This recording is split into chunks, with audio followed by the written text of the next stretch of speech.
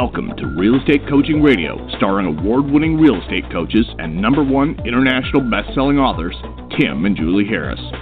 Real Estate Coaching Radio is the nation's #1 daily radio show for realtors who demand authentic, real-time coaching. Get ready for fluff-free, unfiltered, full-strength honesty about what's truly working to get you into action, helping others, and making money now in today's real estate market. Now to our hosts, Tim and Julie Harris. Man, I'm pumped up. I had some great, fantastic, wonderful coaching calls today where people are absolutely kicking ass, and I am absolutely living through some of our top coaching clients. I don't know if you guys know what the word cathartic means, but I have to say it does make me feel like I'm back in the game, listing and selling real estate. Just a great call with my first client this morning. He's got he should have $63 million closed and pending. Think about what I just said, guys. $63 million awesome. Closed and pending. Yeah, I know. And it's January, what is it, the 30th, right? $63 nice million. Start. Yeah, man. And he's chasing. He thinks with the other deals he's chasing, he and I did the math, he could be over $100 million by probably April or May. And here's what the crazy thing is. Last year he did $50 million. So he's going to double his business not even halfway through the year. Isn't that awesome?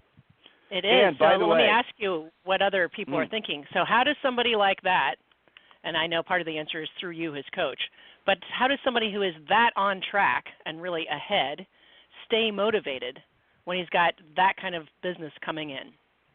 Well, I'll answer that in a roundabout way. Yep. He's been in real estate as a full-time agent for something like 5 years, and I know you know who I'm talking about. Don't say his name. Yep. And we've been coaching together for 4 years, and in all that time we've been coaching. We've been watching his market go down the tubes because his market has gone down the tubes. People in his price range in his market are losing sometimes 50%. I know. 2019, January. What the hell are you talking about, Tim? I've been telling you, Julie's been telling you on this podcast that this is the market. Not all markets and with all the disclaimers that we normally give you, know your local stats and the rest of it. But I promise you, the market like it was in 2007 is here again in many parts of the country. Nobody's talking about it except Julie and I because they don't want to tell you the truth because they're worried that you guys will overreact and freak out. Agents, boots on the street, they are not telling you the worst-case scenario because they themselves don't know what to do to prepare you for worst-case scenario. This is not true for every brokerage. This is absolutely not true for every brokerage, but that is what our industry does. It hides its head in the sand until basically, you get the idea. So what he's been doing over the past 3 or 4 years, as we've noticed that the market starts to adjust down, is he's been getting really freaking good at pricing, really good at knowing his market, really good at just all the things that are necessary to thrive in a changing market. So what he was doing is all the while he was starting at basically ground zero, worked his way up. Now he's the #1 agent in his brokerage, going to be probably the #1 agent in his state this year. And all the while, all these institutionalized, and this is an ultra high-end market. And all these ultra-high-end agents were essentially turning away, doing their business, doing great, and here was this person that none of them were paying attention to. And what he started doing is he started chipping away. He started picking up expireds. He started doing all the things basically we tell all you guys to do. I mean, there's no secret sauce to it. Obviously, I'm personally coaching him, so you could pretty much assume that I'm going to tell him what we tell you, but a much more drilled down, much more – I mean, can you imagine what it would be like having me bark at you once a week? You're going to take action really fast. That's just the bottom line. And that's what he did. And he's really become somebody who's just powerful. I had these conversations with him where he tells me about these complex deals. He tells me of these egos and all this Mickey Mouse. And, I listen to him tell how he worked all these things out, and at the end of it I say, I have no criticisms for anything you just told me. You just played that perfectly. And, that's, for me, as a coach, I have to tell you, I love it. That's the reason when someone asks Julie and I, look, Julie and I are best-selling authors. We own parts of tech companies. We own, multiple rental properties. We own a coaching business. We own just all this other stuff. But when someone asks us what we do for a living, I always say real estate coach because that's really where our heart and soul is. So anyway, I'm coming off 2 really great calls, and the call right after that was another fantastic agent, and he's absolutely kicking butt. He's in a market that's not like the first market.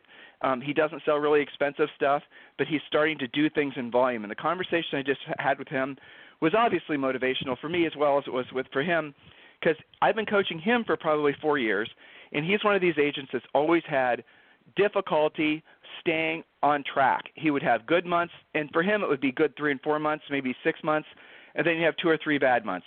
And what he would do, and he was well aware of this because I always grind him about it, as soon as he's got enough security from closings and pendings and listings and cash in the bank, he wouldn't work as hard.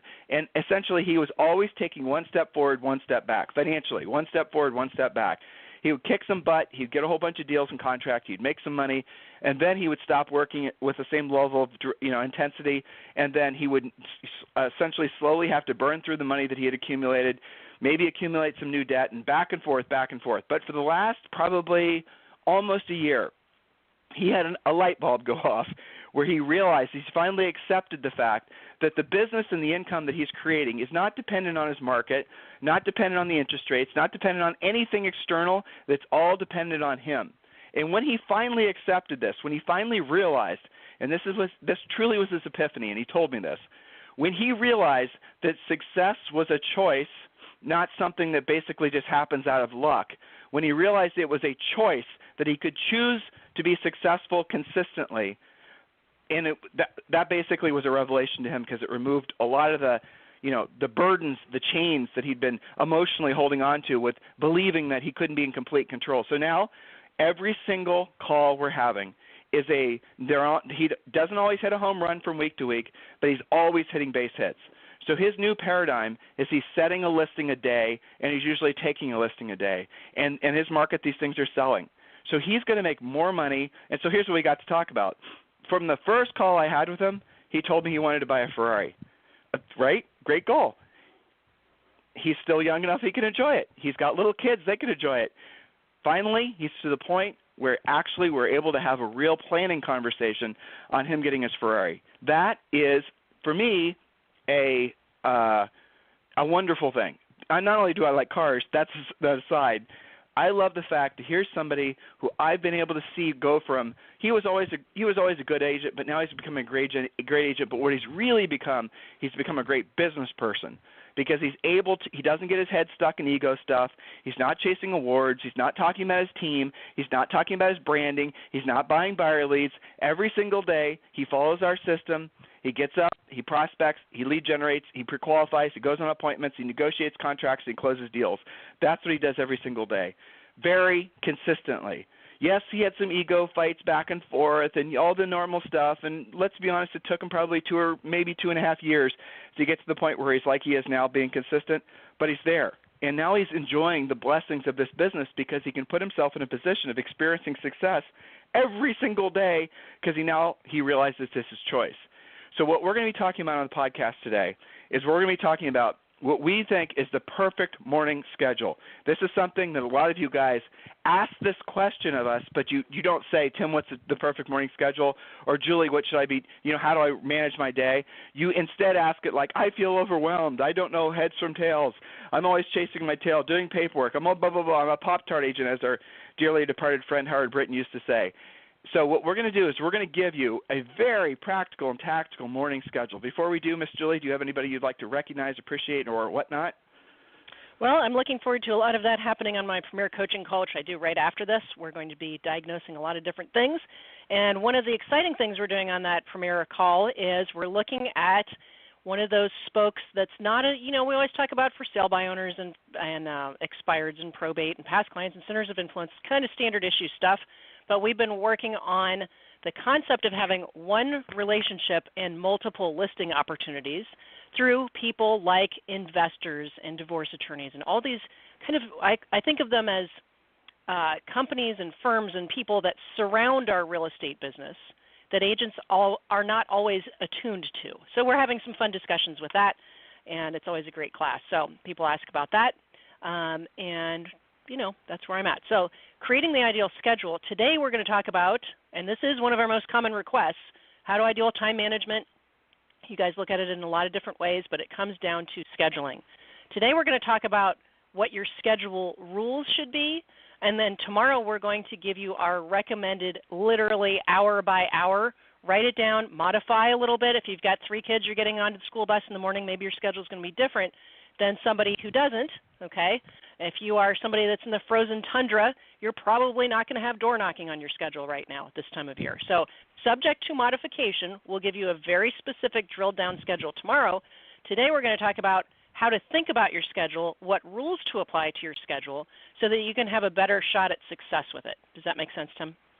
Yep, and Julie, you can just present because I'm actually, you guys can email us during the show at tim@timandjulieharris.com. We're going to be, I've been saying this for probably 18 months, but finally we're going to be able to increase our podcasting experience for all of you so that you guys can start asking questions during the podcast.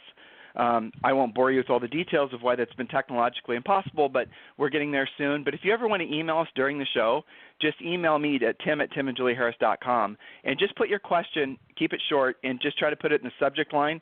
That way I can, maybe use your question as part of the content for that day's show. So, Julie, I'm going to, because I have quite a few questions, but they're not related to your topic, I'm going to answer questions. You just go through your content. Cool? Sure. Yep, but stay live so I have you nearby. I'm not going anywhere. You're fine. Okay, just making sure. All right, so scheduling. I know this is not the world's most sexy topic around, but it is something that all of you struggle with. The busier you get, the more volume you do, the more listings you're handling, it doesn't get better. It ends up being more of a challenge. So you have to get in front of this. So before you create your ideal daily schedule, so that's the goal over today's podcast and tomorrow's, is for you to walk away with your personal ideal daily schedule. But before we get into that, we always like to do a little mindset about it. I want to ask you this question. What was your best day ever in real estate? Look back. What was your best day ever? How did that happen? How can you recreate that result more frequently? So study your own success.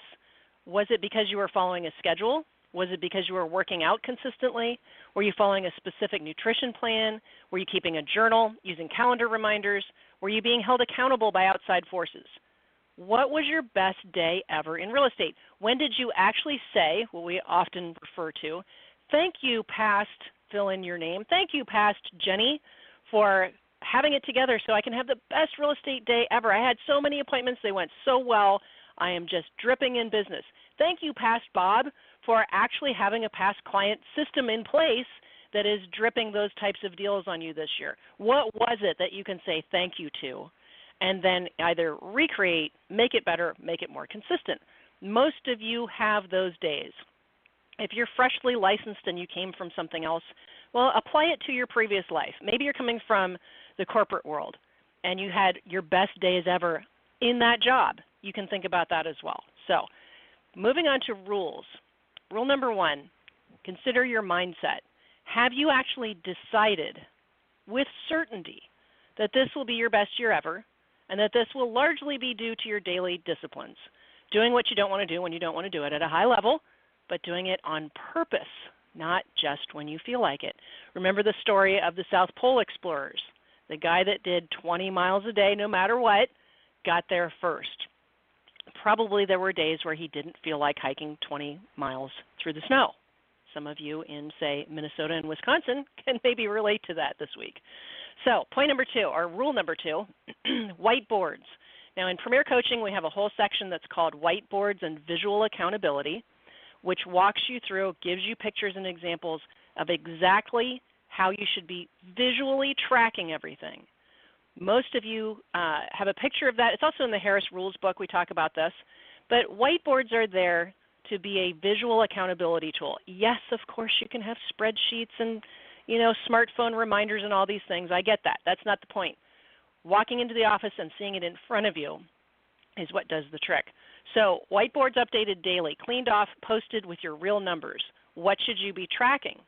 Your magic number of listings. We've dedicated entire podcasts to figuring out what your magic number of listings is. That's the number of listings you must have at all times in order for you to meet or exceed your monthly goals, your monthly income goals. So if you have to do 3 deals a month, perhaps your magic number is something like 12 or 15 listings at all times. You have to track it. It's not enough to just know that that number is 12. Are you sitting there with maybe 3 right now and it should be 12? Maybe you have 12, but they're not selling as quickly as they used to. It tells you what to do. If you've got 6 on the board and 6 clean spaces, Where are your next 6 listings to make your magic number work for you? You need to have the total number of units required to achieve your yearly goals posted, number of pendings. Get serious about this.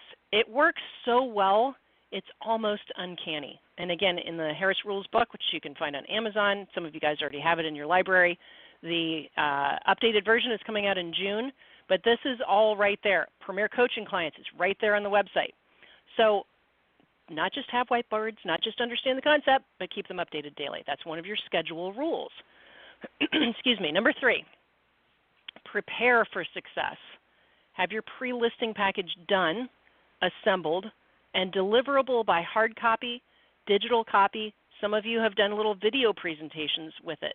It's hard to hit your listing goals if you don't know how to actually list 100% of your listing appointments. So some of you are like, well, gosh, I've always been told it's good to hit 50%. No, that's failing. You wouldn't accept that from your 3rd grader, okay? Assuming that you have pre-qualified them and you're talking to somebody who is actually motivated with a time frame, you should be able to actually take 100% of your appointments. All right, and I have to take a little drink, Tim, so if you want to add anything, I know you're doing other stuff, but you caught me midstream coffee. Well, I like your point you just made. It's really important. There's a lot of people that believe that taking 50% of the listing appointments you go on is good. It's terrible. Or it's normal. an F. It's you failing. It's normal. I know. It's shocking to me that you guys believe that. The fact is, and I mean this with all sincerity, even if you're a brand new agent, if you are pre-qualifying the seller and you're using, frankly, our pre-qualification script, you know their motivation, you know their time frame, you know what they think the house is worth, you know if you're competing on the listing, you know what the house is worth. I already said that. So the point is if you know all that and then you send the pre-listing pack and you know that they've used it, you include the 20 questions in case they decide to interview any other agents, they can use it to interview other agents. I'm going through all this really fast. And then if you go to the house and use our, basically our listing presentation along with the Sharpie close, even if you're a brand new list agent, you will get the listing. The idea that you guys have accepted the fact that you're not going to get 50% of the listings you go on is disgusting. You have to have the mindset you will take no less than 100%. Follow what we suggest to you in Premier Coaching. Do what we ask you to do with regards to, being last if it's a competitive situation. All the little hacks we give you to be a successful listing agent. If you guys want to learn more about Premier Coaching, easy button is to, quickest easy button, just email me, tim@timandjulieharris.com, and I'll send your email to our new member coach staff. If you would like to request a free coaching call and speak with one of our new member coach staff, just go to freecoachingcallsforagents.com, freecoachingcallsforagents.com, and, you'll discover everything you need to know in order to build your real estate business. If the cold weather in 99% of the country does not absolutely convince you to be a listing agent, then nothing will. Right? Yeah, buyers agents are out there having to essentially literally risk life and limb to show houses, whereas listing agents are sitting at home listening to our podcast while having a cup of coffee along with Julie and I. That's the difference. How about that? Not only is it leverage, but it's life and liberty, so you might want to take advantage of it. So go to freecoachingcallsforagents.com. You all caffeinated up, lady? I don't know. Thank you for that. I wonder whether electronic lockboxes at some point just don't work when it's like 25 below zero. No, it's true. We had that happen. When we lived in New Albany and you and I were selling real estate in New Albany Country Club, how often did we come across a lockbox that literally had been frozen over? Yeah, it was like something, it was like the ice man. Or you couldn't find it because it was in a snowdrift or an ice drift. Exactly. Right? Or no one moved the snow between the... Yeah, listing appointments. I remember listing appointments where the sellers it would snow that afternoon, and you and I would have to go out on this listing appointment, and they didn't move the snow from the driveway, and of course you were wearing heels, and the whole thing. It was awful. Right? Flashback. I was just thinking. I remember Coach Rochelle. Most of you guys know her. Our Premier Coaching coach know her. She was a buyer's agent for us for years before she was a coach, and I will never forget getting a panic call from her that she had put her BMW in a snowdrift during showings, okay? And she was so pissed because she had like this beautiful she called it her winter white outfit. It was like this beautiful wool, white slacks, and because she was digging her car out, she had ruined her new outfit. So that's the life of a buyer's agent, and now she's a killer listing agent as well and a coach. But we all have these stories, and if you want any proof that we actually did what we're coaching you to do, we have tons of stories. Maybe that'll be my next book is, crazy stories from the edge of real estate. I don't know. Oh, but I heard one yesterday. That will top. But I can't tell. I can't tell the story. It's not my story to tell. And there's some of the world's most famous people that were part of this story. The types that have full-time 24-hour bodyguards, basically. But that was the craziest. Yes, I didn't even tell you that yesterday. But it's the craziest story I've ever heard, and maybe one day that'll come out on a podcast after enough time's passed. But anyway, so Julie, get to your next point. Okay. Yeah. We digress. Okay, so point number 4 is a really easy one to hold yourself accountable to. I have it easy because when my snooze button goes off, here's the rule. Take control from the moment your alarm goes off. Don't hit the slacker button. That's your new name for your snooze button. It's easy for me because I've got a munchkin to get to school before they lock the door and she's not allowed in. There's some outside accountability, but some of you don't have that going on. Some of you have like 4 or 5 munchkins to get to different schools, and it's easy for you. The rest of you who have an option to actually take on the day when you have decided your alarm goes off or hit the lazy button, just stop hitting snooze. I wish I could disable that on everybody's alarms, but just stop hitting the snooze button. And that doesn't mean to set it forward a couple hours so that you can then officially sleep in. Just take control. And that is related to point number 5, or rule number 5. This will help you so much. Have a consistent start time and end time daily. I have noticed over the years, and I've noticed it with myself as well, but you get tuned into certain habits of top producing coaching clients. Some of my most consistent producers, they don't have like different schedules. They always get up at their start time, and they always stop working and turn it into family time or spouse time at a certain time of day. So instead of having like on Tuesdays, I've got an office meeting, so I'm going to get up at 7. And on Wednesdays, I can sleep in because I don't really have any appointments then. And then on Fridays, maybe I'm going to get ready for, the weekend open houses, so maybe I'll roll in at noon then. That's not a plan, okay? That's how somebody who is self-unemployed or dabbling or a hobbyist operates. Somebody who's serious about their career and about their success and about being of service to others is up at whatever start time you've committed to. And then a quit-in time is also important, especially those of you who have families and, they don't want you on your cell phone at 9 o'clock at night. So have a consistent start time and end time every day. Point number 6, you take control. If you're not controlling your time, someone or something else is. Consider how we teach you to close. I have Tuesday at 4 p.m. or Saturday at 10 a.m. available. Which is best for you? Okay. Why do we teach you to close that way? Number 1, so you're not asking for the appointment. You're telling them their choices. If you ask, when can we get together, they're either going to say they're too busy, ask me next week, or I can guarantee you whatever time they suggest is going to be inconvenient to you. Second reason is because ideally you have actually thought about your specific appointment times available versus when should we meet. Okay? So you take control. One of the best business journals is called, I have it on my desk, I've been using it for lots of schedule stuff, it's called the Self Journal. And one of their points, and this is like, proven and recommended and all that kind of good stuff. When somebody asks me about business journals, I always recommend that one. One of their points is that when you are on your business day, you need to not have a lot of white space on your calendar. One of the goals of that business journal is for you to, on purpose, slate out your day and stick to it. It's when you have large amounts of white space that you get off track, that you have days where you wonder, was I at work? What did I actually do that was productive? You have to do it on purpose. Related to that is rule number 7. Know how many days you're working every month. Now, we typically lay this on all of you guys about fourth quarter when we start to see people get off track and the holidays and all that kind of stuff. But you should use this rule not just fourth quarter or during the holidays, but all the time. Know how many days you're working every month. Put dollar signs on each work day and X's on non-work days to keep your focus. Why does that work? This technique is very critical to ending the whole, nebulous or stressful thing that you go through. Stress is caused by being at work, but having a mindset of vacation or wishing you were on vacation, as well as being on vacation but checking your cell phone and your text all the time and really being quasi-half at work. The point of having dollar signs on work days and X's on non-work days, you can even, maybe X isn't the best thing. Maybe put a smiley face on non-work days, vacation days, okay? The point is, if it's a work day, work should lead to profit.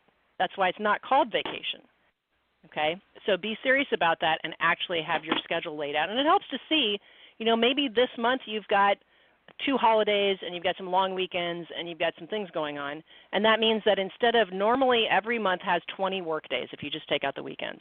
But when you have holidays and other stuff, maybe you've got a family vacation or something else is going on, if you've only got not 20 days, but maybe 12 real work days out of 30, you should be looking at that thinking, I've got to be extra hyper-focused on those 12 work days or 15 work days or even 20 work days. So know what they are. Then we've got rule number 8. Every day must have the following. And by the way, these are things that lead to profit. Lead generation, lead follow-up. You have transaction management. Many of you, if you have enough going on, you need to have a transaction coordinator, but certainly taking after your deals. Your appointment times, your review of hot sheets, meditation, schedule with consistency and follow the schedule. Ideally, you're setting a new appointment every day, but you have to have lead generation and lead follow-up.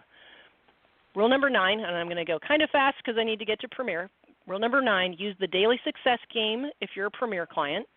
Rule number 10, mornings are for setting new appointments. Afternoons are for going on what you've set up and maintaining your existing deals. So if you're confused about what to do when, the morning is best used, and we're going to drill down on this with some really specific times, what you should do during which hours tomorrow. But mornings are for new appointments. Afternoons are for going on what you've set up and keeping after your deals. If you've got a transaction coordinator, it's for meeting with them and holding them accountable and knowing what's going on. Remember that 80% of your time is to be spent working in your business, only 20% working on your business. Most agents have that flip-flopped. Working in is lead generation, lead follow-up, pre-qualifying, presenting, negotiating, and closing. Working on your business is all the fun stuff you guys like to dabble with. Go ahead.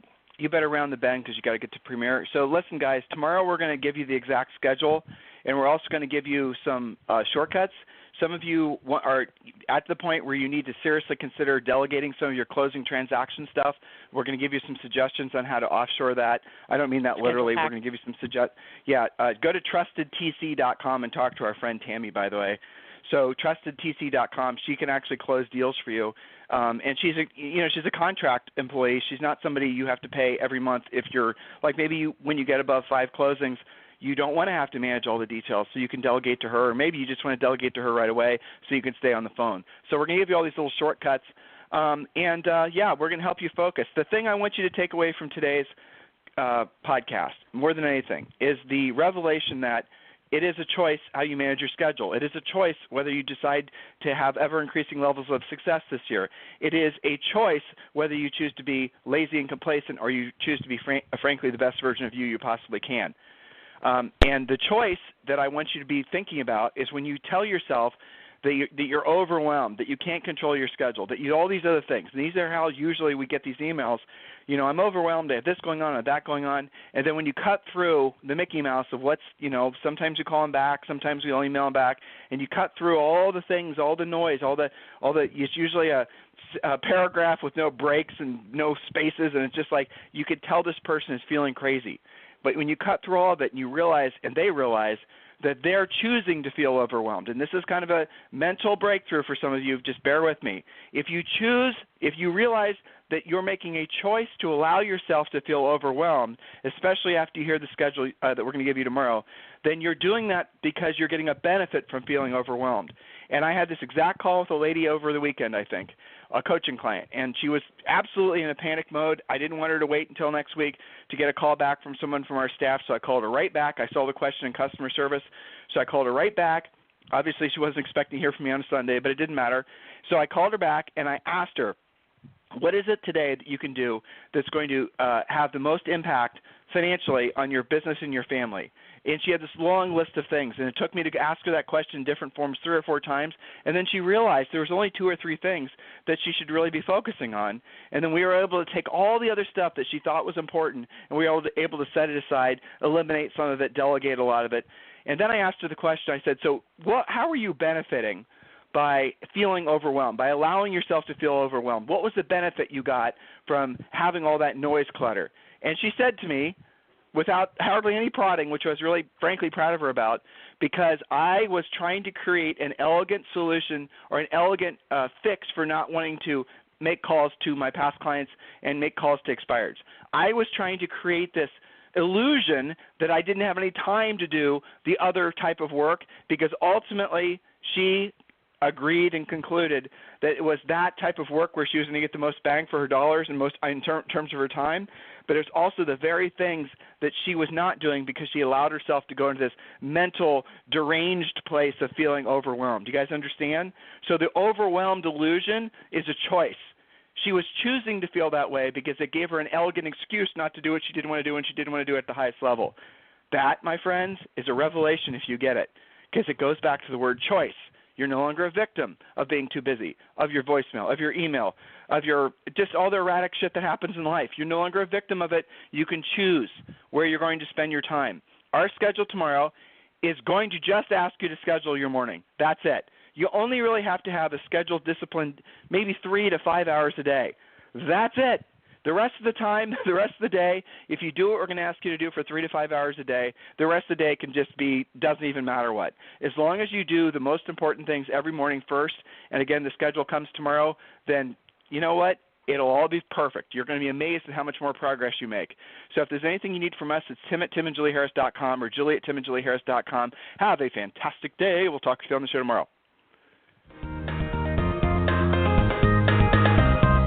This program has been a presentation by Tim and Julie Harris, Real Estate Coaching.